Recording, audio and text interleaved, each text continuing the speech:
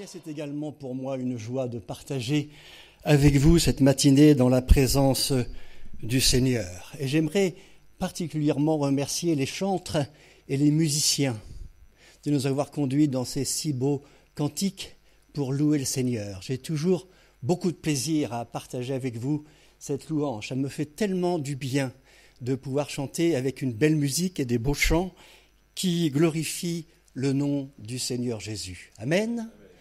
C'est dans la joie que nous sommes ce matin de partager la parole de Dieu, comme Jean-Christophe vient de le rappeler, parce que la parole de Dieu reste pour nous la vérité révélée dont nous avons besoin.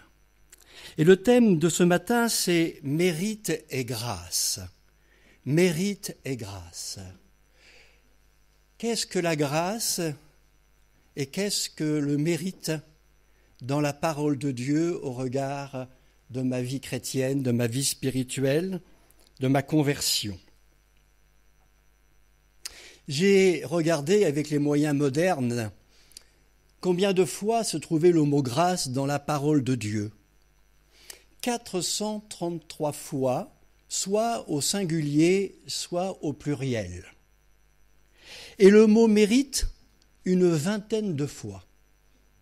Je crois que déjà les prédicats en disent long sur l'importance de la grâce eu égard au mérite. Si nous devions être sauvés par nos mérites, est-ce que Jésus serait venu mourir sur la croix? Nous aurions pu être sauvés par nos mérites si nous avions vécu, respecté parfaitement, accompli parfaitement les commandements de Dieu, les 10 commandements et l'ensemble des recommandations divines dans l'Ancienne Alliance. Et nous savons que le peuple d'Israël et les nations ayant échoué par rapport au respect de la parole de Dieu, notre Père céleste qui nous aime de toute éternité nous a donné Jésus pour que par la grâce nous puissions être sauvés. Heureusement qu'il en est ainsi. Parce que si je réfléchis à mes mérites, je ne m'en trouve aucun de particulier qui serait suffisant pour couvrir la multitude de mes péchés.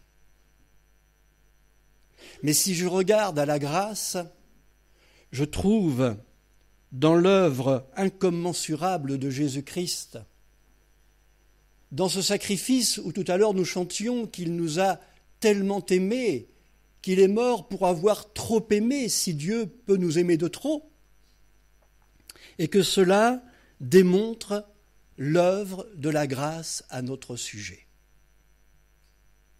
Mais est-ce que la grâce exclut que nous vivions aussi une vie qui soit conforme à la parole de Dieu et qui soit plaisante au Seigneur par les mérites de la vie chrétienne dans l'existence que nous menons sur la terre? J'aimerais à ce sujet vous lire un passage dans l'épître de Paul aux Éphésiens au chapitre 2 et au verset 8. « C'est par la grâce que vous êtes sauvés, par le moyen de la foi. Et cela ne vient pas de vous, c'est le don de Dieu. Ce n'est point par les œuvres, afin que personne ne se glorifie.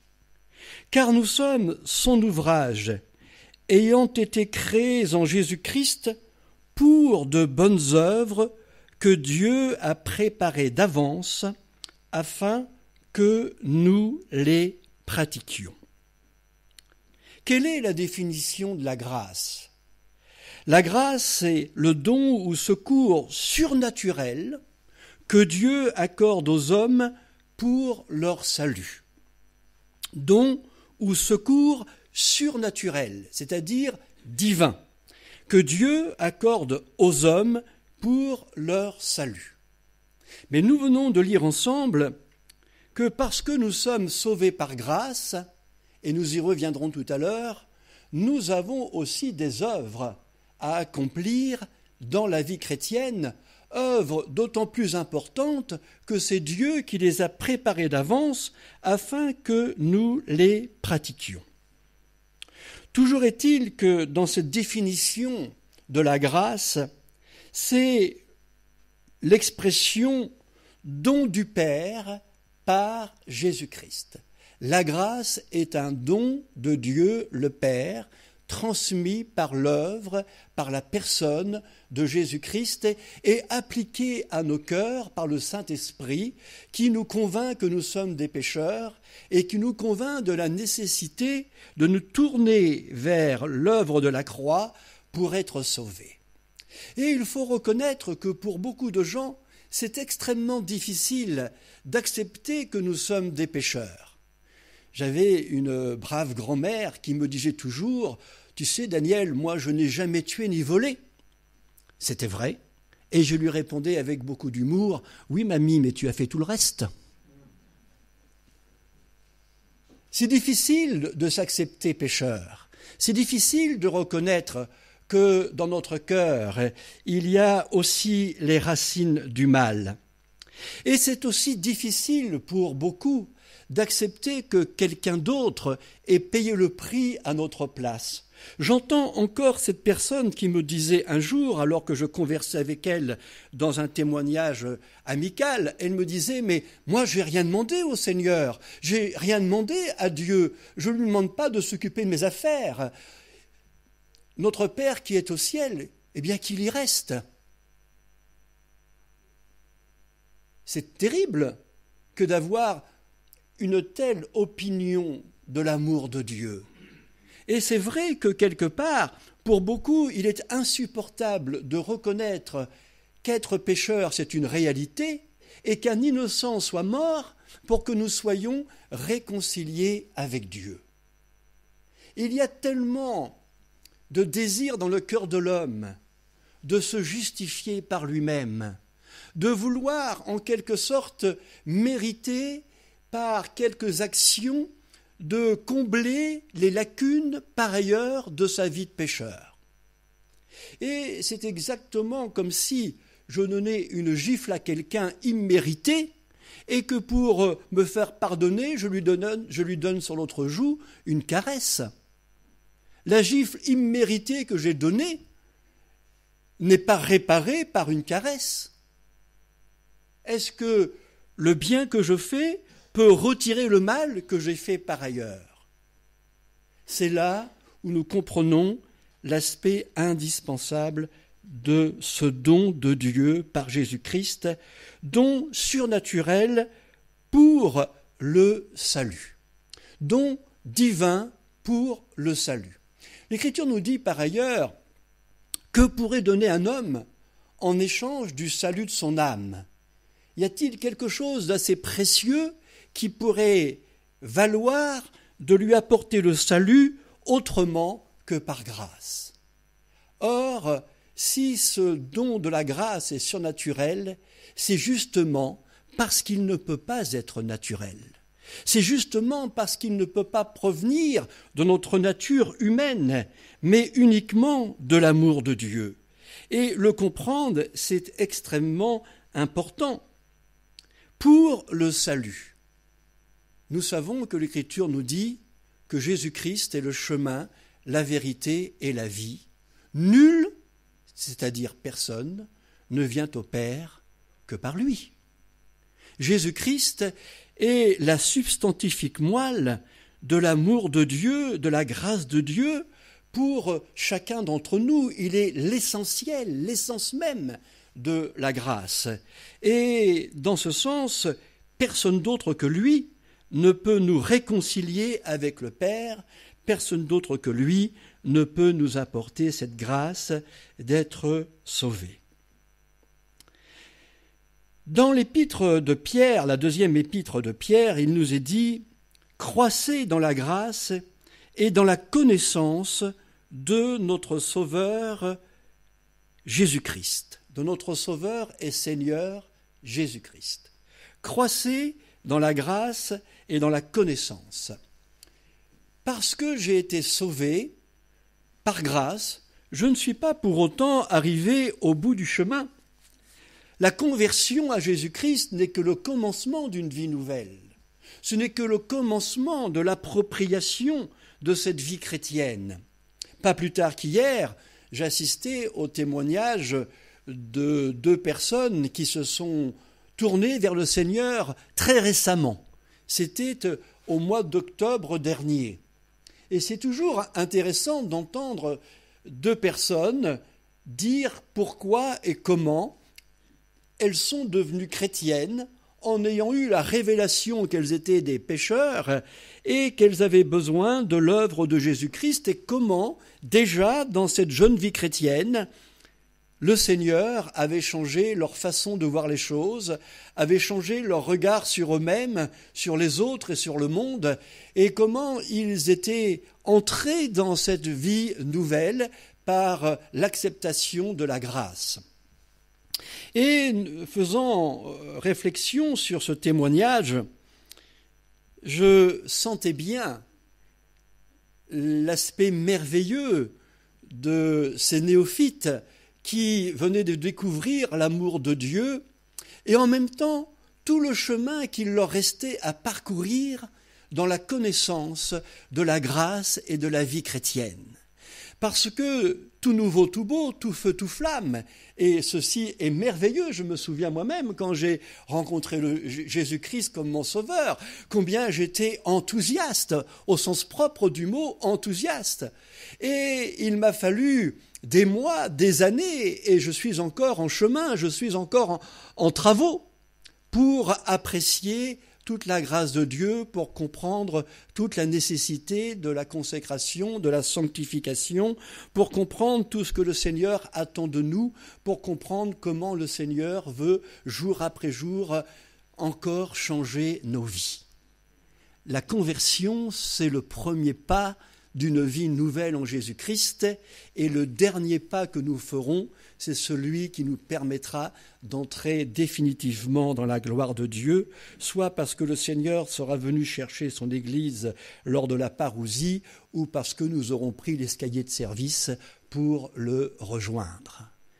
Et j'aime à penser ce que dit l'Écriture, que le Seigneur achèvera en un clin d'œil l'œuvre qu'il a commencée en nous lorsque nous entrerons dans sa gloire. Ça veut dire que s'il devra achever en un clin d'œil ce qu'il a commencé en nous, c'est que ce n'est pas encore tout à fait terminé.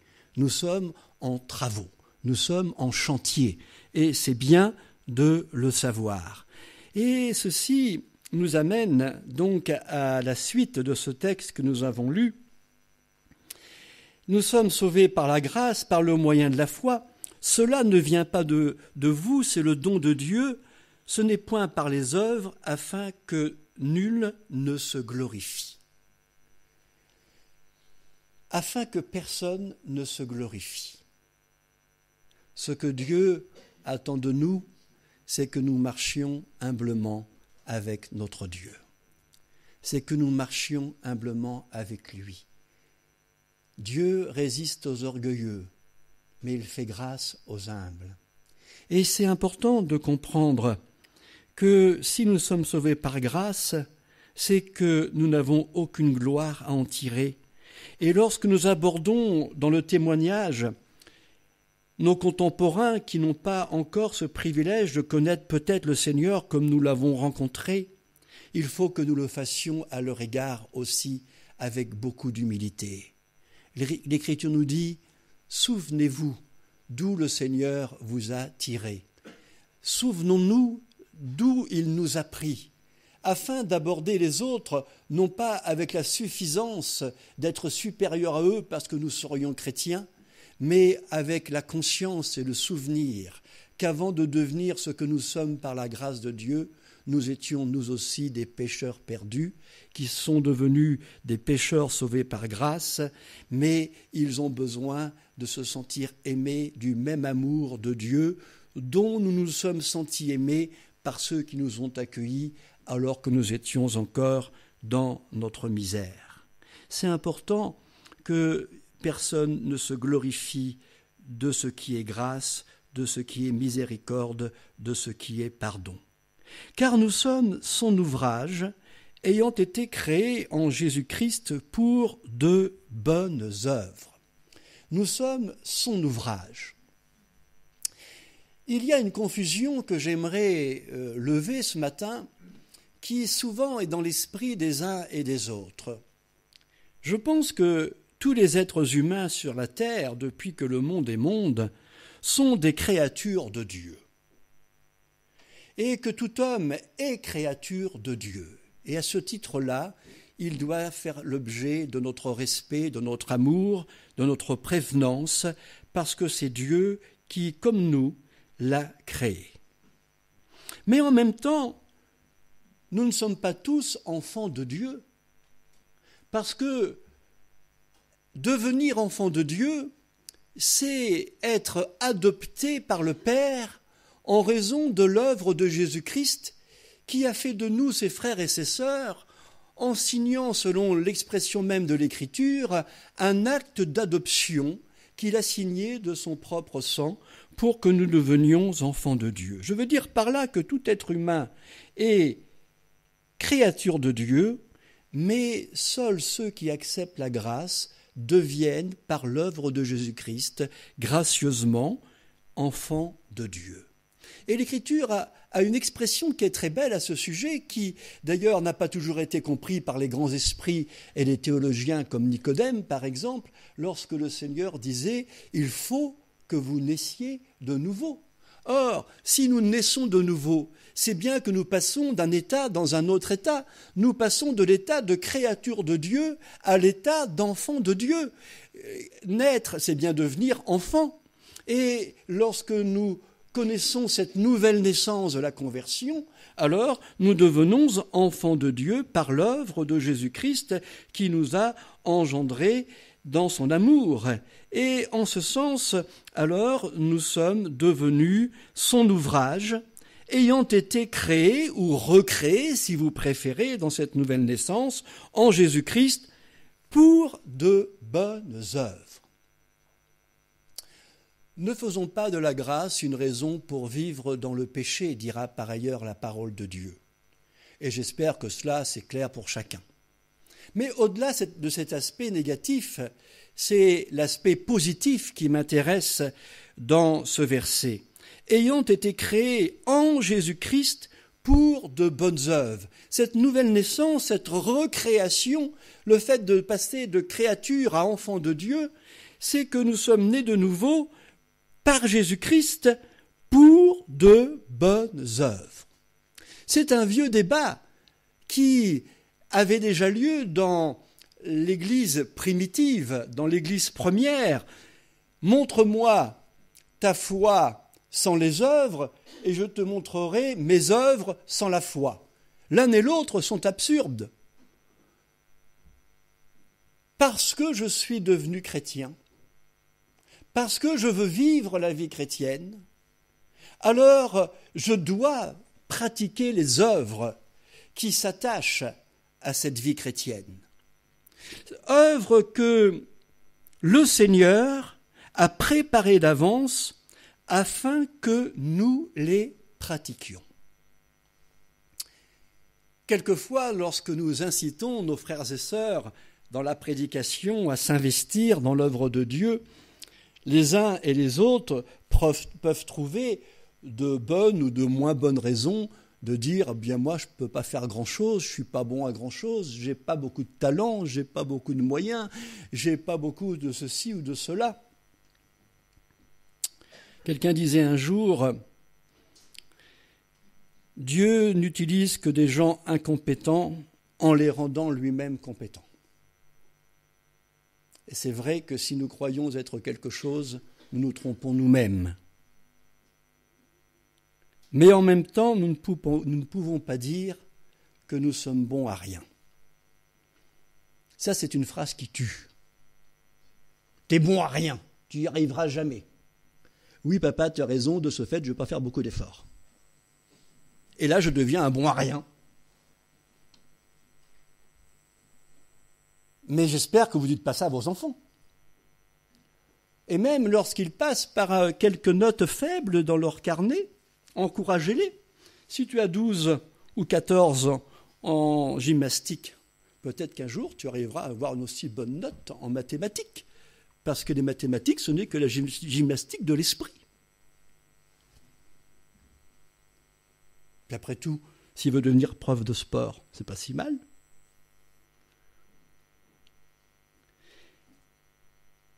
Nous devons croire ce que dit l'Écriture. Dieu a préparé des œuvres afin que nous les pratiquions. Je ne sais pas si vous avez déjà été patron, si vous avez déjà été responsable d'une équipe, si vous avez déjà été en situation de management.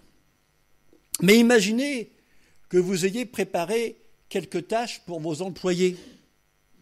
Et puis le matin, ils arrivent au travail et vous leur disiez « Tiens, Paul, toi, tu vas faire ceci aujourd'hui. Et toi, Marinette, tu vas faire cela. » C'est sympa comme prénom, Marinette, non? Et puis à la fin de la journée, le patron revient et Paul n'a rien fait de ce qu'il lui a dit et Marinette n'a rien fait de ce qu'on lui avait commandé. Est-ce qu'ils sont en droit de s'attendre à quelques félicitations?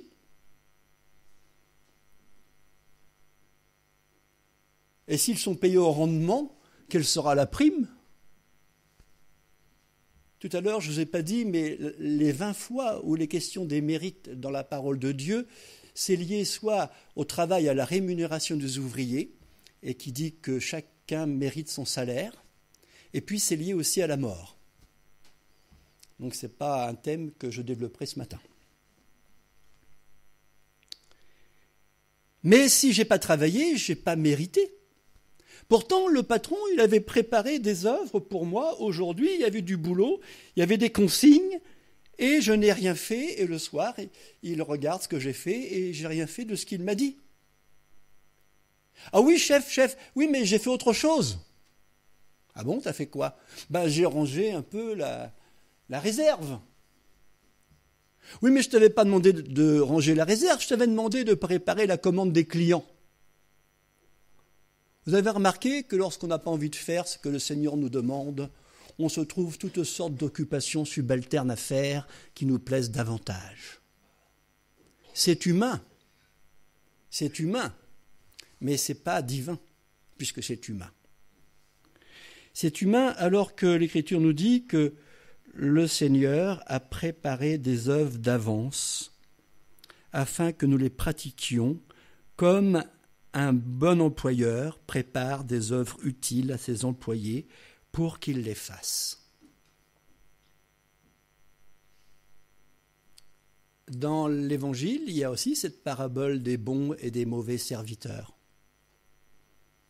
des bons et des mauvais employés, de ceux qui ont caché leur talent. Il y a même un moment, il est dit, puisque tu pensais que tu n'étais pas capable de faire fructifier ton talent, tu aurais au moins dû le confier à un banquier. Je dis ça pour Jacques et moi parce qu'on a une petite histoire en commun de banquier. Au moins, peut-être que le banquier, lui, aurait fait fructifier ton talent, cette pièce de monnaie.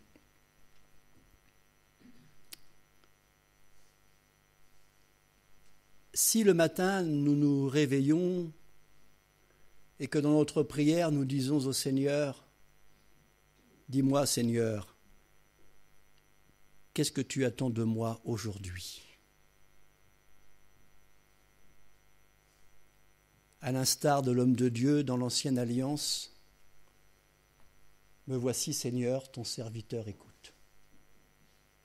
Dis-moi, Seigneur, qu'est-ce que tu veux faire de moi aujourd'hui? Quelles sont les œuvres que tu as préparées d'avance? Donne-moi de discerner ce que tu aimerais que je fasse. Alors, je vous préviens, il y a quand même un petit écueil à cela. C'est qu'il faut être prêt parfois à faire ce que nous n'aurions même pas aimé faire. Comme celui qui a rangé la réserve plutôt que de préparer les commandes.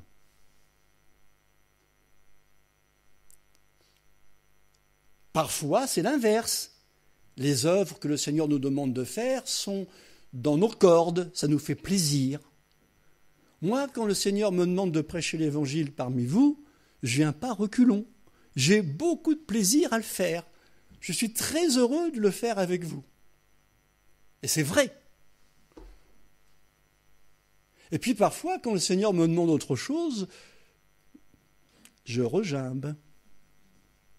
Peut-être pas vous, parce que vous êtes plus docile. Mais j'ai remarqué que les œuvres que le Seigneur nous demande de faire sont toujours utiles, intelligentes, en bénédiction aux autres, sans que pour autant nous ne soyons frustrés.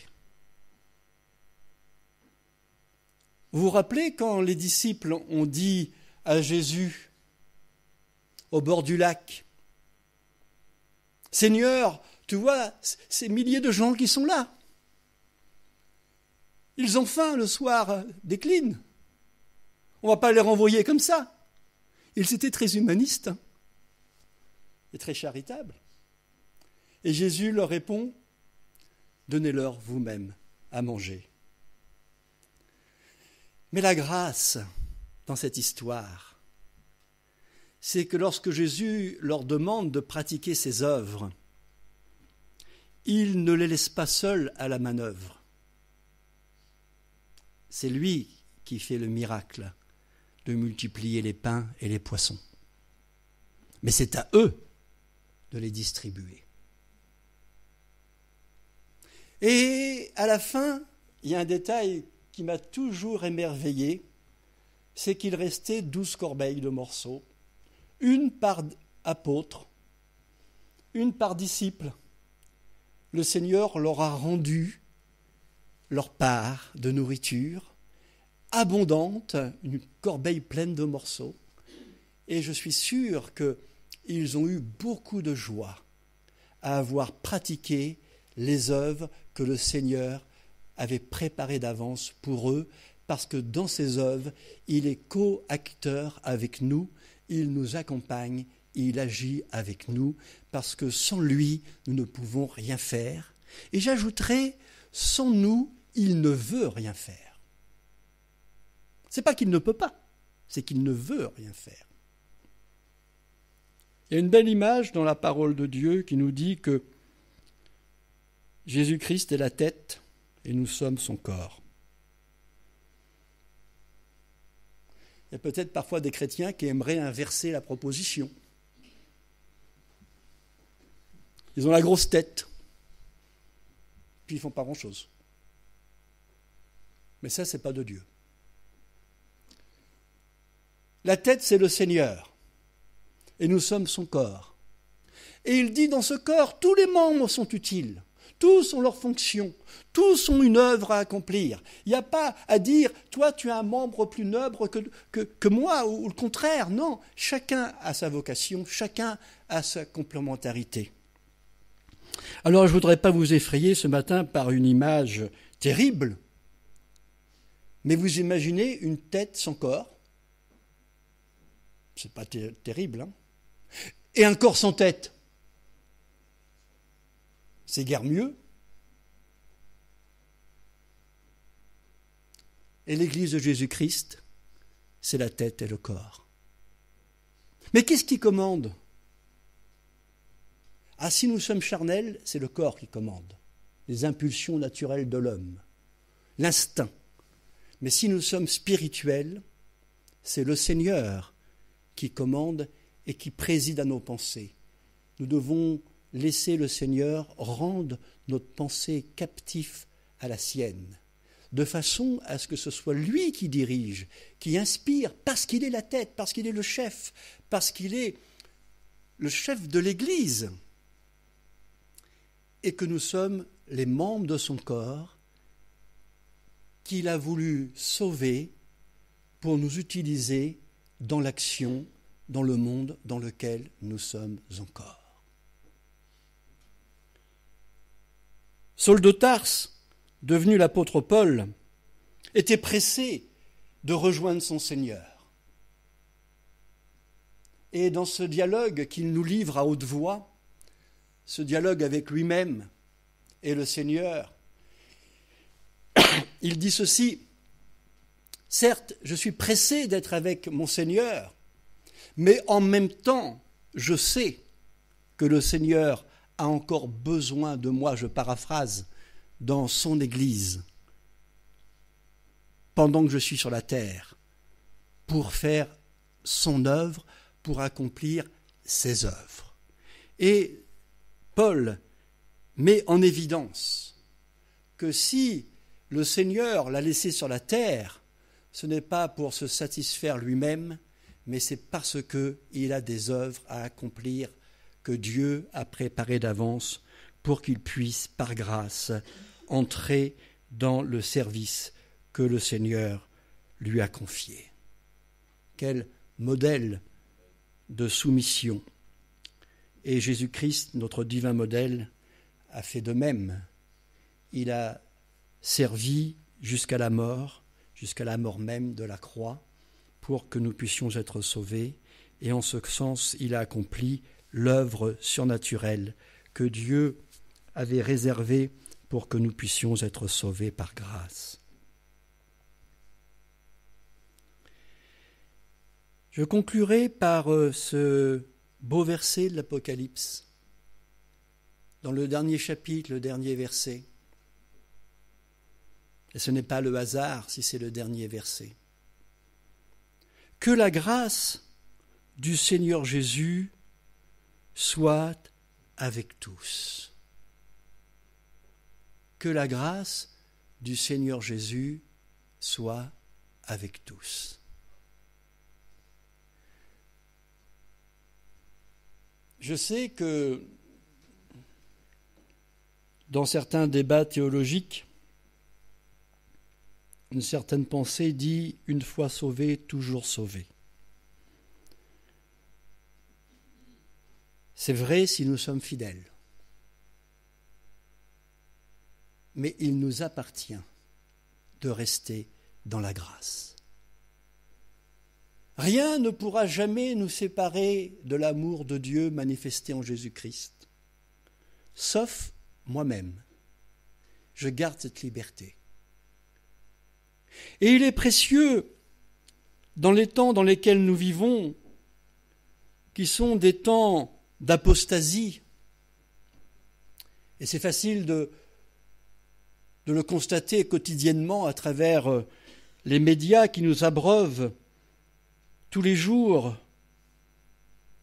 de signes qui ne trompent pas sur l'esprit qui préside dans ce monde aujourd'hui. Je crois que pour les chrétiens, nous avons intérêt à être trouvés veillants et priants pour rester attachés à la grâce du Seigneur. Il y a tellement de forces centripèdes qui voudraient nous écarter de la grâce, alors que l'amour centrifuge de Dieu veut nous rapprocher de lui et nous amener tout près de son cœur pour que nous soyons gardés dans des temps difficiles.